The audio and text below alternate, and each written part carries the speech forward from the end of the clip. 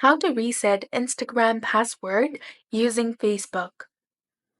Hi guys, welcome back to our channel. So in this video tutorial, we'll be discussing about resetting your Instagram password using your Facebook account.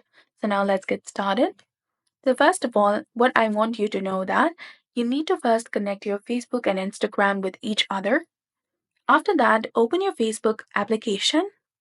Make sure that you're logged in with your specific account. Now tap on the three horizontal lines or your profile picture icon in the top right corner of the screen. Now scroll down and then go to Settings and Privacy. From here, tap on Settings. Now go to Account Center. Once you're in the Account Center, scroll down and then tap on Password and Security that you will find under the Account Settings section. Tap on Change Password and then select your Instagram account that is connected with your Facebook account. Once you do that, in the first field, type in your current password, and then in the second field, type in your new password, followed by the new password again to confirm.